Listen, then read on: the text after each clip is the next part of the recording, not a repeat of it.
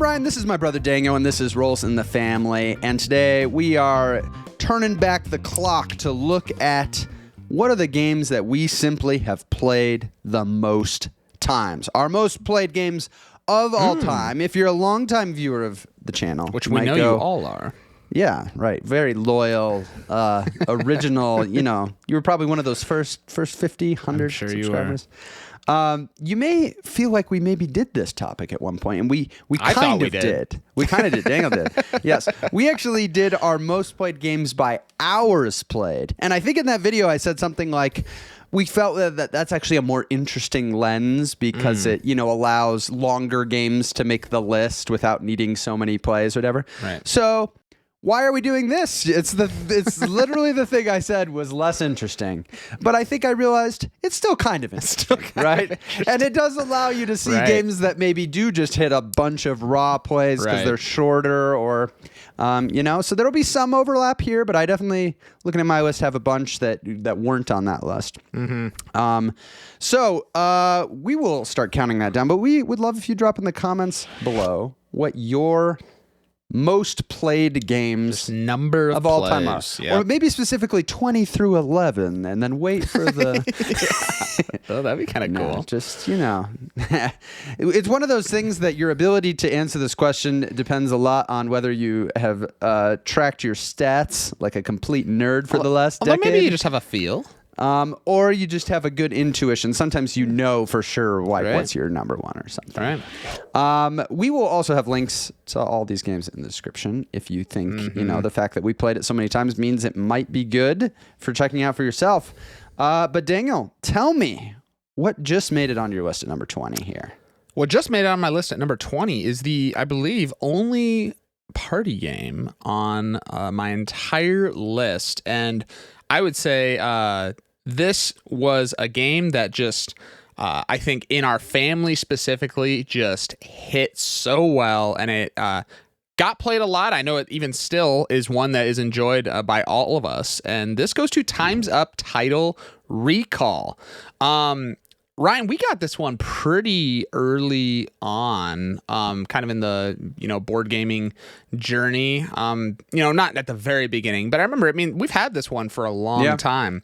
And man, it just feels like this one landed so well. Probably for, not every group is going to love, being the, acting out stuff in front of people and the potential of being, laughed at and stuff like that. But man, this game has the potential to deliver such funny moments, especially with the playing 3 rounds and each time kind of the building upon previous clues and all of that. So in terms of a game that has delivered just some of the funniest moments, I think this one has really done that for us. So 35 plays of Time's Up Title Recall. Ryan's now calibrating how many more. I see where Daniel's at now. How many more plays? Which, by the way, is a caveat just to people. We did not include kids games on this because let's just say there's a few kids games that would have, especially for Ryan. Probably this would have been a very different video. But my number 20, still a game that is my favorite party game. Time's Up Title Recall. Wow. Yeah, it's a game that it saw so much play with our immediate family. It did. And then we brought in significant others. And it really, because a lot of the significant others in our family don't like this game. And so that really slowed down the Time's Up. This is a game you want to play with your immediate family, not your in-laws. In our experience, that's what we would recommend. Yes. Cool. My number 20 at, almost double the amount of plays as Daniel's number 20, is a game that we actually...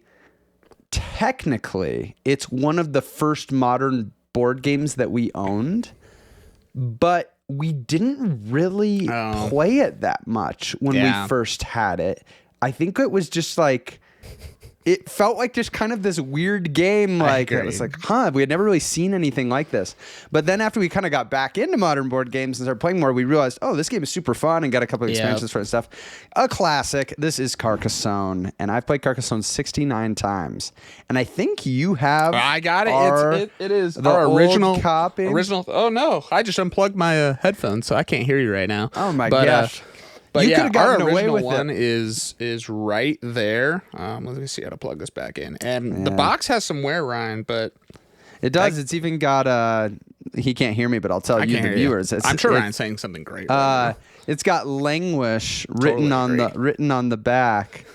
I'll trace it in the air. Yeah, this is like time's up, Ryan. Act it out so I can guess.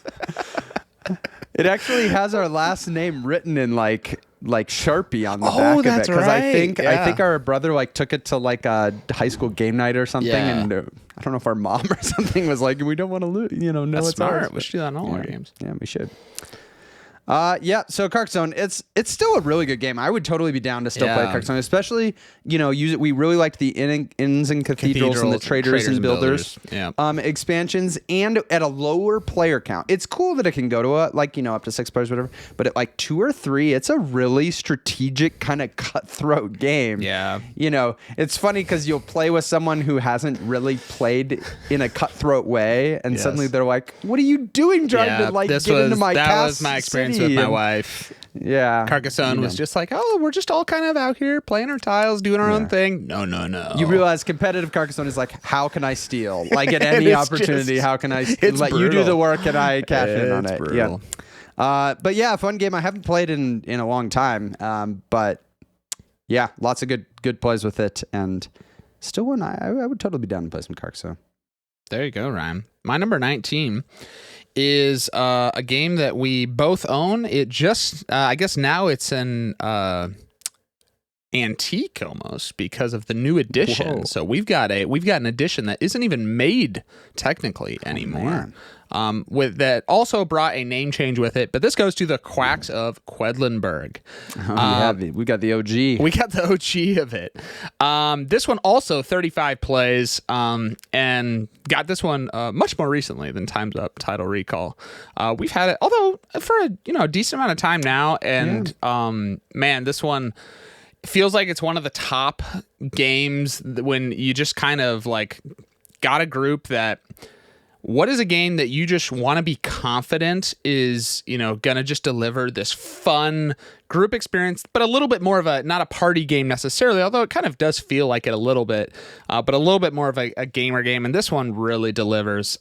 Just being able to customizing your bag, like that's just a really fun, what strategy I'm going to go each game. And then we always talk about, especially if you have the upgraded chips, pulling out of the bag and kind of that push your luck element. It is just so fun, Ryan. It's so fun. It's so good. And I'm sure you've played this one, far more times than even I have. But it's one that it just feels like, man, it's got such a solid place in the collection because you're so confident that like this is going to go over well with people. Yeah. So that's my number 19.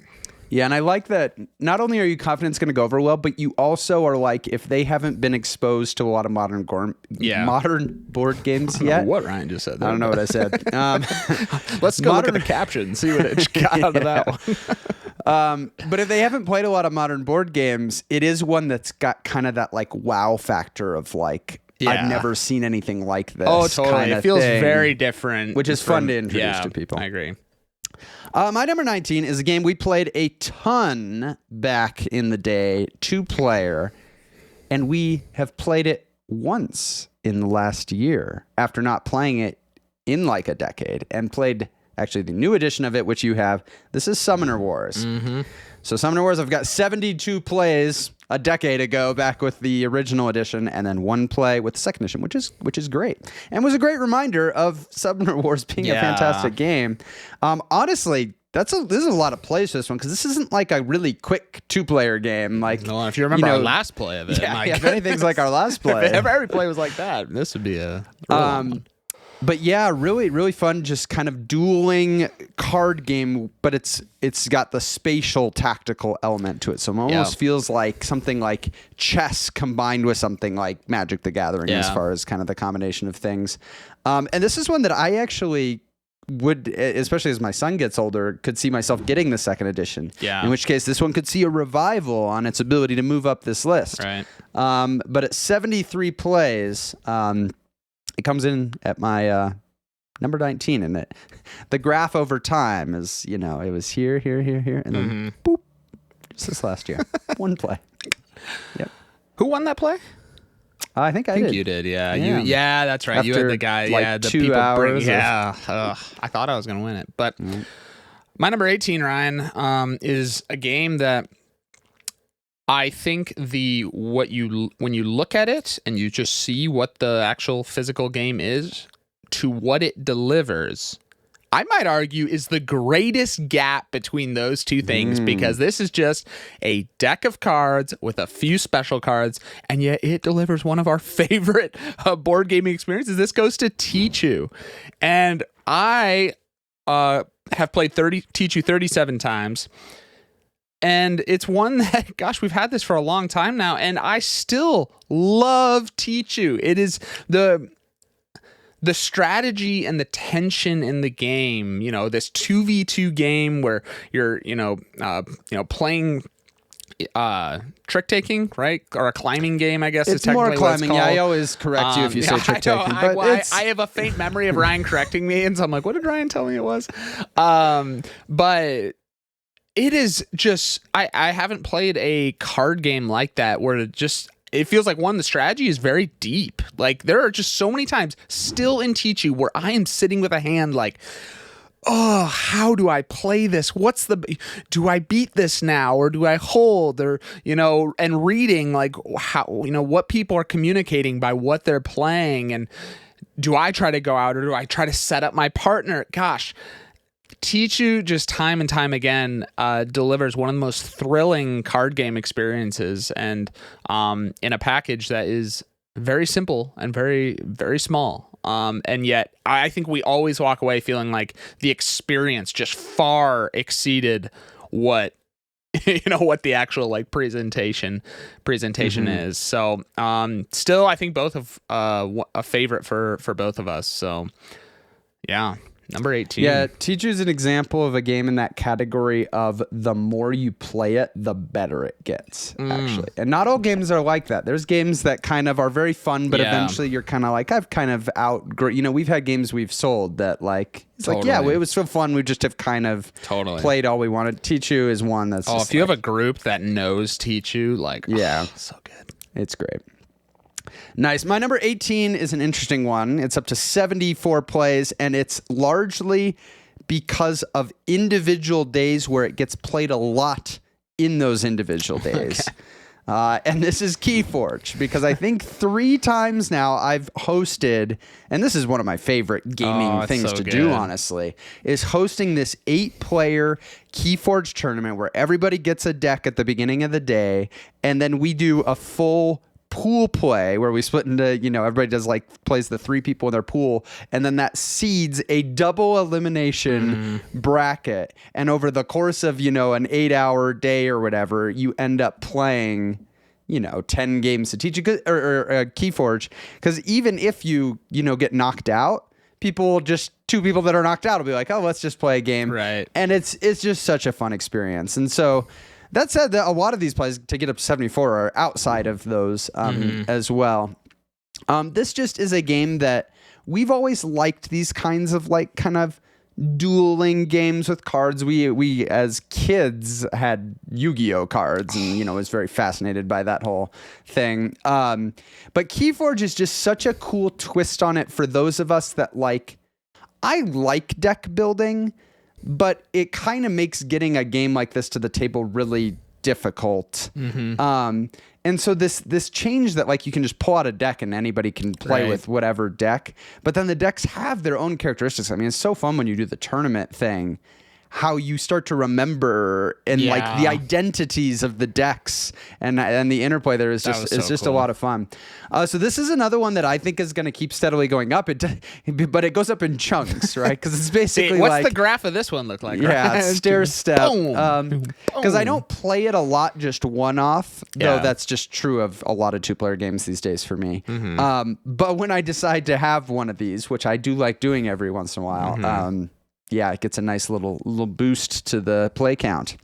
But for now, it sits at number 18. Very nice. My number 17 is honestly one of the top games on this list that I want to own. You own this one, and honestly, just what it delivers in such a short amount of time, 10 minutes, namely, I think Hard to say. Exceptional. This goes to Escape the Curse of the Temple. And it's funny, Ryan, you were talking about Summoner Wars, how we played it a lot, kind of, lost and then have come back around. I feel like that's what's happening for me with this one, where I played it quite a bit. I mean, 40 times for me, although, this one we usually play it multiple times, in one sitting. But I now, I'm thinking about it, I'm like, man, this is an awesome one to have in the collection, to have a game that is gonna, because you're literally playing with a soundtrack. It's gonna be this long. It's got that fun with the soundtrack, thematic feel. There's just so much excitement of exploring out, and you kind of oftentimes are breaking off into okay, we're gonna be partners going this way, and you guys go this way, but then you gotta explore out, but then get back in time. This one, I think, just has, for that experience, we haven't played a game there's games that have done something like it, but they've been longer, and it's just man, to have something that tight, there is no wasted space in this game. It from start to finish, it's a blast. So, I mean, this one, I think, obviously not going up because I don't own it. But I wish it was more available. It really has not been. I do keep my eye out on the old. There was a stretch where only the big box version was available, which honestly wouldn't be a bad way to do it, because we both would agree that you do need some of that early expansion content to really get at the legs to play a lot. Yep. But yeah, from what I can tell, even the big box stuff hasn't really been available. So hopefully, it's a shame. Queen Games brings it back at some point here, because that's a game that deserves to be in print. I agree. My number 17 has a lot of plays because I don't have to rely on getting any other players together to play this game, because it's a solo game. And if you have watched this channel a lot, you've probably seen content for this game. This is Final Girl. I'm up to 75 games of Final Girl. I got another good boost this year because I got the season 3 content, and I was playing through all that, and then I ended up doing a video on it and stuff.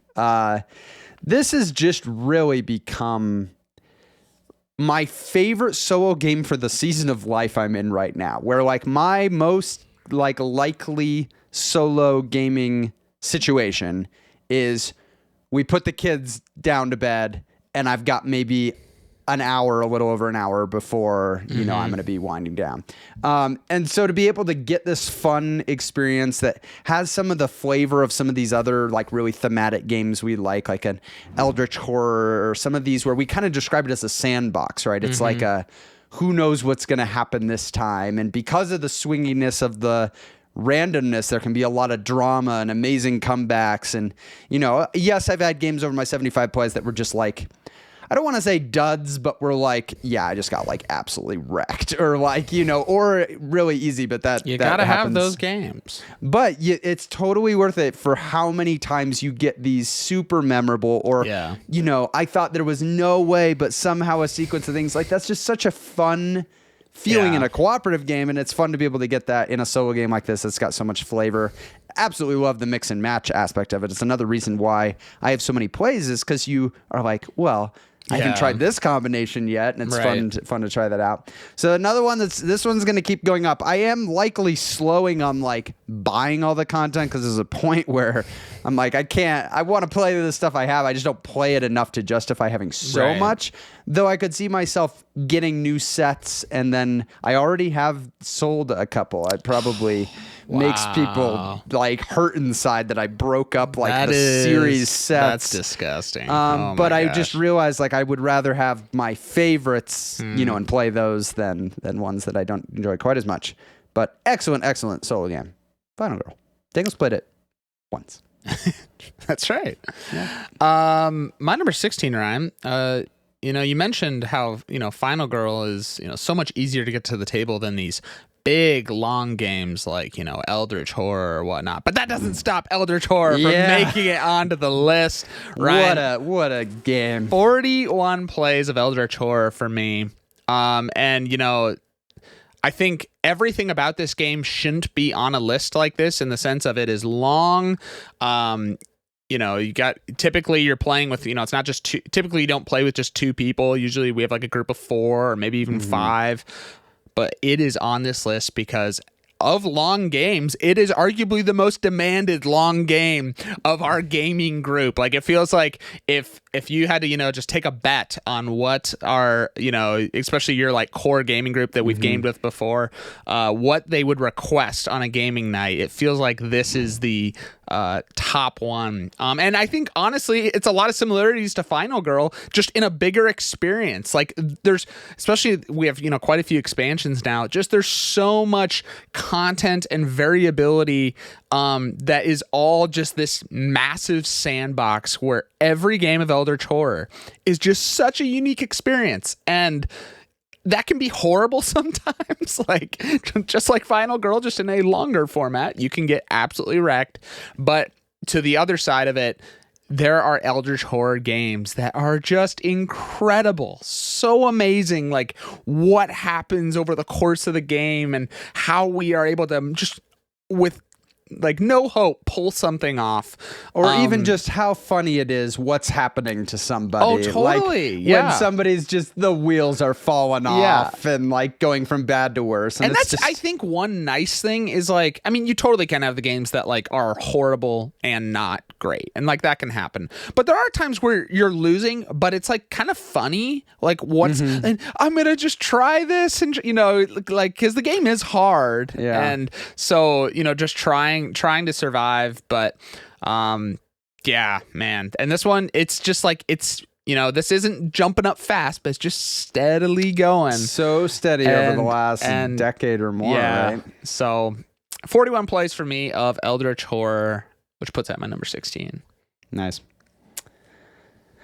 My number 16, it's good to see it on this list because I have a ton of content for it that it would I'd feel bad if it wasn't actually getting played, but it has gotten played a lot, and I anticipate it will even more as my kids get a little bit older here. I do play it with my son, but this is Marvel United, and I have basically all of the first season and all of the X-Men season, which is too much. You don't need that much. You want some expansion content for this game because it's got, again, this kind of plug and play mix and match thing that's very fun. That said, it's fun to have it. It's fun that even at 78 plays in, I can go back and play with heroes and villains that I still haven't played with, which adds a lot of variability to the game. But this is really just kind of filled this spot in my collection of this family weight cooperative game, like pretty simple, easy to pull out with a lot of different people, but interesting enough and enough variability that I would want to play it this many times. And I still love playing it and like have a lot of fun with it. Like I don't get, the nature of the plug and play system really helps to not get tired of it. So yeah, it's one that I recommend. I don't recommend getting as much as I did. But really fun, especially if you like the Marvel theme. And that's a theme that just superheroes in general, a lot of people that you're pulling in find that as a fun theme to play cooperatively together. So could always do what you did to Final Girl and start selling off some of it. So it's a little harder to sell off little, because the Final Girl, at least it was like I sold like a whole box, a set that you would buy as a set. But yes, very cool. Marvel United, number 16. My number 15 is a campaign game, which in some ways is a little interesting to be on this list, unless of course it was a campaign that had a ridiculous amount of plays, which there may be an example of that later on. But this one is a campaign that I have now played 3 of the first campaign 3 times. I've done a smaller campaign of it. I think I didn't finish another large campaign of it. But this goes to Star Wars Imperial Assault. And this is a game that, Ryan, as you know, used to be a number 1 game for me. I mean, this, and I think just really, this game I have some of my favorite board gaming memories in this, because it just does such a great job of the like tactical combat of the rebels, group of all on a team versus the one Imperial player. And I've played both sides, and both sides are so much fun. Like they're so different.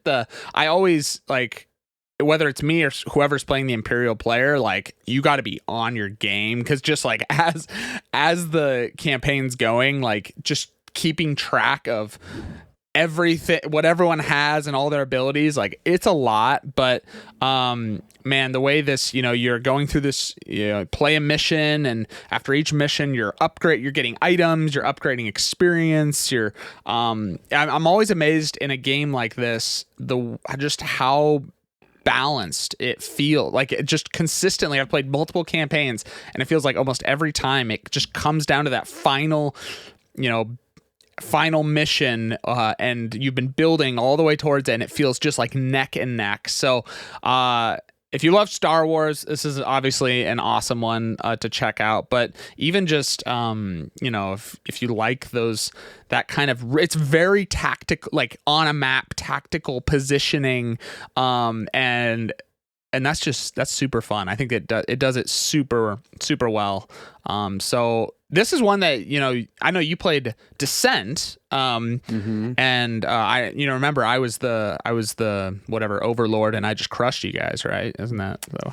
It's not how I remember it ending. But then ended up getting Imperial Assault, and liked some of the changes they made to it. So 45 plays of Imperial Assault. I'd imagine that slows a little bit, although again, I still got a buddy who's got a lot of. I don't own it, but I've got a friend who has a lot of stuff for it, and so I think there's still potential for that one to go up.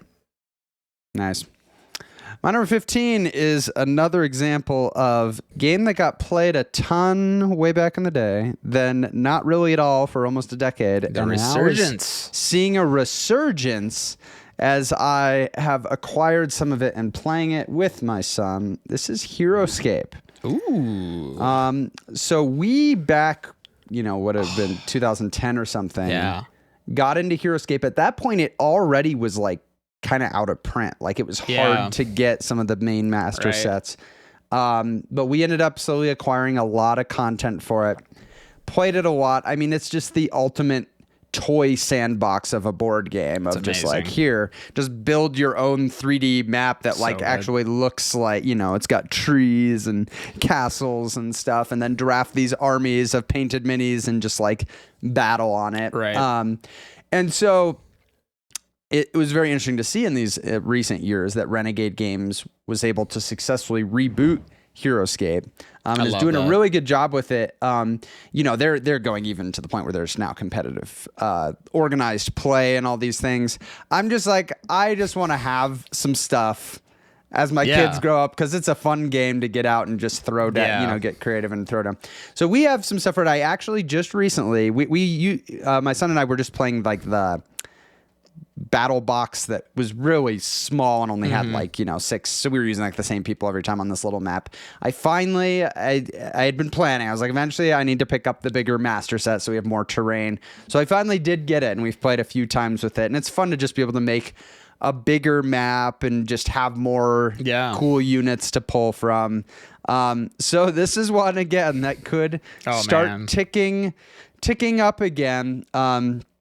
It's not a cheap one, especially because I'm like, I'm not a mini painter, and I just, it's not something I am deciding to spend my time on.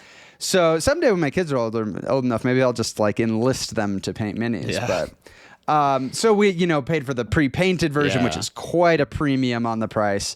But it looks so good. They look really good. And like for a game like that, where it's like you are playing, like, 70% of the fun is the visual, how it looks. Totally.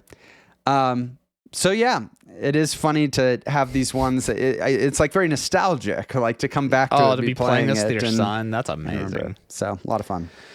Very cool, Ryan. My number 14 is somewhat shocking because, I mentioned earlier that it's shocking that Eldritch Horror is on a list like this. 41 plays, like that's a lot of it. What's even more shocking is that we played, you maybe even more, but I played Arkham Horror 45 times before we got Elder Horror. And I still, Ryan, when I was looking at this, didn't realize that I have still played Arkham Horror more than Elder Horror, and that blows my mind. That's because I just forget how much we played that game. We, got the, like you said, the second edition. We had, multiple expansions of it. I remember the extra definitely. boards and whatnot.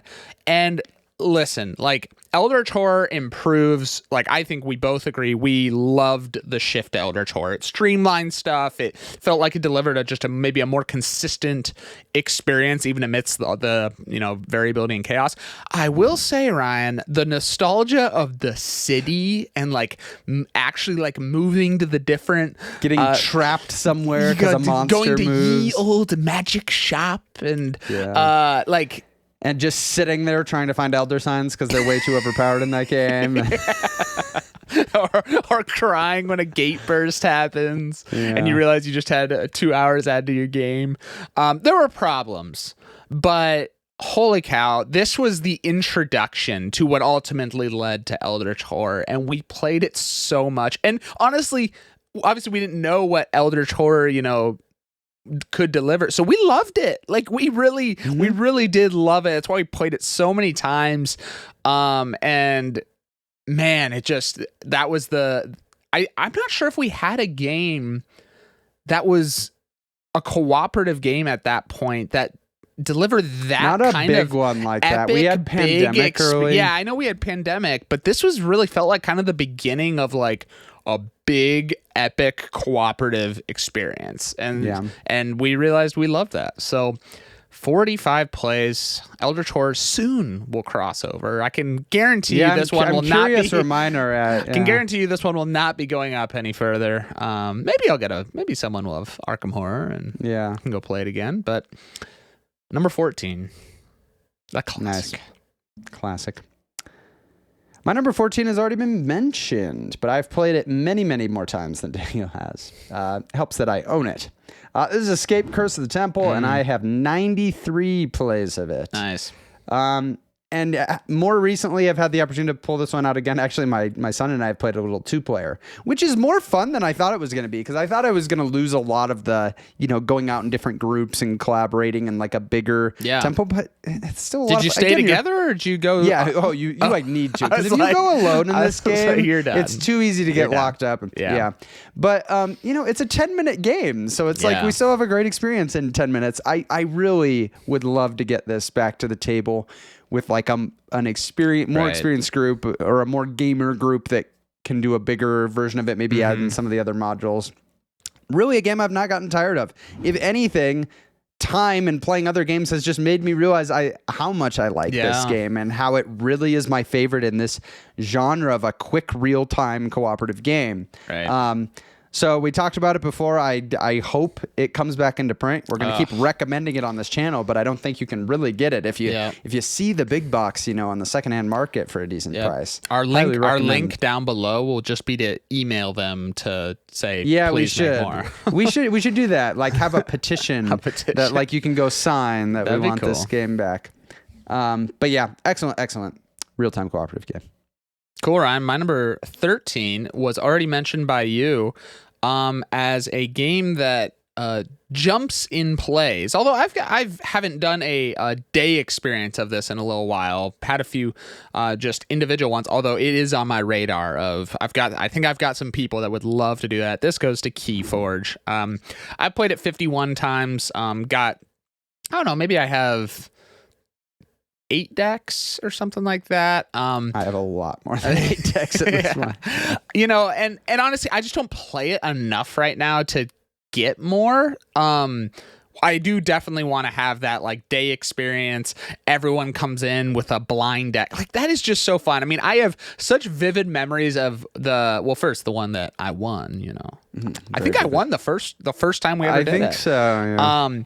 But I think it was that one where our older brother had this deck, and it had just some really interesting things about how it worked. And like you were saying, as we're playing throughout the day, like, you take on like the characteristics of your deck. Like, when you're going into this game against him that, he's got this kind of interesting thing. And even just obviously if you played Keyforge a lot, like you would get to this point with decks. I don't think we play it enough, but when you do it all in a day, like you start to really learn your deck and what things are in it. And so you know how to play to like, cause you're like, okay, I've still have these cards in my deck potentially coming up and stuff like that. So, that day experience, man, it is up there. If we did a top list of like just board game experiences, that's pretty high on there. So definitely one. I agree. I don't need to be crazy. I'm not into the like crazy deck building or going and having to like collect certain cards. I just love that it's just simple. You get a deck and then you can discover how to play it best. So, and the game is good. It is like the whole like selecting a house and you can only do it's a really clever, simple and really clever and works well. So that's my number 13. Nice. My number 13 is a game that at this point is a modern classic in the board game scene. We got it really right after it released, so we were in on the ground floor on this one before it was so popular. This is Seven Wonders. I don't know if you remember that Seven Wonders we got like, I think within months of it being released. See, I didn't know that. Yeah. And that was just me being, in touch on Board Game Geek or whatever and like seeing this new game and Puff being, yourself up. and again, like I think at that point in our life, we, at that point, our older brother and his wife were dating. And so we had a lot of situations where we were playing games and we had like 5 or 6 and, so I think it was very attractive, this game that like could play well up to that. And it was great. Like it was a great fit for that group. And that's why it got played so much. There was a stretch where like that sibling group and kind of like extended other people that got connected. Played a lot of Seven Wonders. It was like the go-to game. We played a lot of Seven Wonders. We got all the expansions, as they were coming out, or at least most of them. They kept expanding it beyond. I still have our original copy. And Daniel still has the original beat-up copy. It's the worst looking box in my collection, but it's still he hasn't treated it well since. I haven't, no. But yeah, it's still a really fun game. It is kind of crazy that it's, card drafting, this kind of closed card drafting is such a common mechanism in board games now that it's kind of weird to think back to when Seven Wonders came out. It was not... It felt novel at that point. Right. It wasn't like the first game to do it. It was the first one we probably had played. Right. But it was this very novel thing to be like, oh, we're all playing simultaneously. Yeah. And like I get the things you didn't pick. And so yeah, really good game. I've got 95 plays of it. That's slowed down pretty heavily. There's like a chance I'll play it with you. I actually think in the last year I played a game on Board Game Arena. So that's because I tell you can play it in like 8 minutes on Board Game. You can. yeah. It's very quick.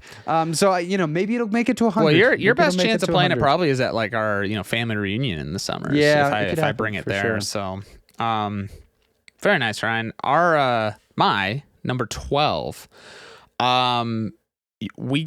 This was a game that I think was not super popular when we got it back then, but definitely just caught our eye.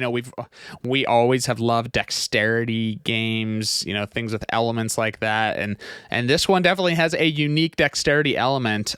This goes to Dungeon Fighter. This combination of I don't know if you call it a dungeon crawler, like you're moving through a dungeon, you got characters, you got items, but the core mechanic is in the battles. You are bouncing a die off the table onto this target and you're having to do different implementations of that based off who you're fighting, throwing it through your legs, chucking it from below, like so many just crazy things. And this game has just been incredible in our group. Like, we joke that like we might be like especially when you get to like, your play count, like you might be like the person who's played this game the most, or the maybe at least like, the best at it or something like that. Thank you. You're welcome, Ryan. Yeah. But since then we've gotten the collector's edition, which we're not always, people who go for that, but feel like, man, it just in a game that thrives off the unique shots and things you have to do. The collector's edition just says, here you go. Yeah. Here's a million different ways you could do it. And it does it in an accessible, like that was the big thing, is it feels like it's not this thing where I pull it out and I'm like, oh, this makes Dungeon Fighter so much harder to get to the table. Like it feels like the only hard is now the box is huge, and so it's harder to take places. Yeah, it's funny because that collector's edition like isn't made for a lot of people, but we are like exactly who it's made. It was for. An easy. Like we had played so yes. much of the first edition. Right. Yeah, and that's where if someone's interested, like get the second edition box, start there, and then there is opportunity for more. Yes, but like that again, I think we really love that blend between like a game that has some gamer elements, but also the party feel, and like this one does just have that. There's a liveliness at the table when you're playing it, as you're interested on every person's turn and the shots that they're doing as you're all working together to try to get through this dungeon. So it's been a blast, and this one will, again, similar game to some of the ones earlier. This is going to keep going up, because it really feels like a staple. Yeah. Nice. My number 12 is a game I like a little bit. I'm nearing in on 100 plays. Wow. I'm at 98 for Agricola. Not 100? Come on, Ryan. Not quite 100, but that's a lot. I mean, Agricola is not a short little game, and so 98 plays. And most of those, outside of maybe like 5 or 4, are in-person physical plays of Agricola. You're a casual. You aren't even to triple digits yet. I know. It's suddenly all my credibility talking about Agricola out the window. It's too bad. It's a game we talked a lot about on this channel. We love this one. It just really hits kind of everything I like in a heavy strategy game. The balance of strategy and tactics and the upfront variability to kind of just make it feel like a unique puzzle every time. But then you have to constantly be adapting as the game is played, as things change. It just really, really nails all of that for me and the experience it delivers. And has gotten played consistently over, we got it probably in 2011, I think. And so, it keeps slowly climbing up. It's not like it sees a lot of plays every year, but it's a lot harder for it to make it onto this list than the hours played list. Well, I was going to say, it feels like, any game that makes this list that's long like that has to just be just awesome replayability, right? Like it has to just through oftentimes really great variability, and like I know that was Eldritch Horror, but this one as well, like it just every time we play it feels like we're getting this new experience with the cards and all that. Agricola and some of these had the advantage of being really early in our board gaming journey, where we were still living together at our parents and like we had a lot of opportunity to game, and we didn't have as many games. And so there were just, Agricola, you look at those early years, and I think I had a year that I played it like over 50 times. And so like it definitely has tapered off how often I can. You haven't kept that pace, play it. Yeah, sorry, it was not sustainable. But yeah, so it is interesting because it's there's a lot that land on this list that are so powered by that era. Yeah, it'll be interesting to see how long it takes for that to start to get caught a little bit. Once the kids get older, Ryan, it really is. It'll be a new era. It really is, and you'll see that starting here a little bit on my list. But Now, granted, I'm definitely going to make sure my kids are playing Agricola. Well, so maybe that's a requirement to be a part of the family. Yeah. My number 11, Ryan. This one, I guess, surprised me. But as I thought about it more, I was like, man, my wife and I did play a lot of this, and it's quick. And, we kind of like head-to-head abstract games. And I love this one because it takes that and turns it into kind of this beautiful 3D element to it. This goes to Santorini. 61 plays. 61 plays for Santorini. Yeah, we've played a lot of Santorini, and just the base puzzle of these characters, and you can move one of them and then build a level next to wherever you moved, and then you're ultimately trying to move up and get up to the third level, although towers can end up getting capped. And one, just visually, the game looks awesome. Like, as you're just watching it unfold, it looks incredible. But then on top of just already an interesting system, you add those god powers. And that makes the game. It makes it it takes it from just a like, oh, this is an interesting game to like, wow. I think a really just incredible head-to-head abstract game because, man, every matchup is so unique. And honestly, oftentimes how it feels is like, you get your god power and you read what it does and it's like, oh my gosh, that's really powerful. But then you hear what the other person has and it's like, I mean, there are things like that could change the win condition. Like, if I jump off a too high building down to the bottom, I win the game.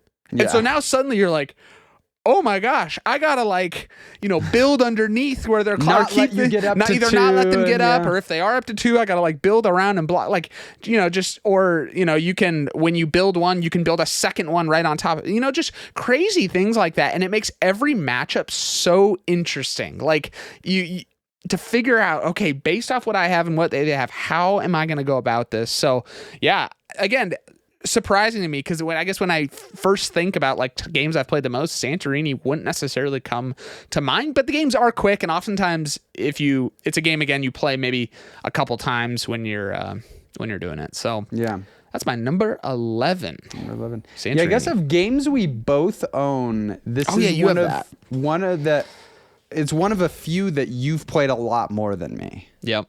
Like, there's not a lot of games in that category. I'm the expert on Santorini. Yes, I have played it. I've pulled it out actually with Toby, my son. Okay.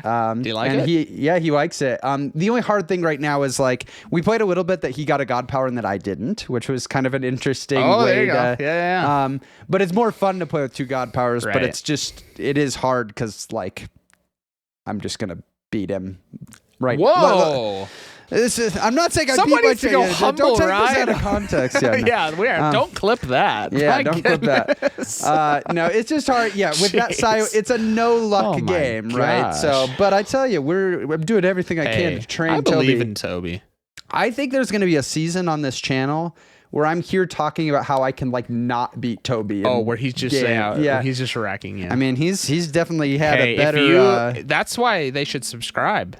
To stay for that day. Yeah. Where finally the where my tides top turn. plays are me saying I finally beat Toby in some and game. He's just this legend. Yeah.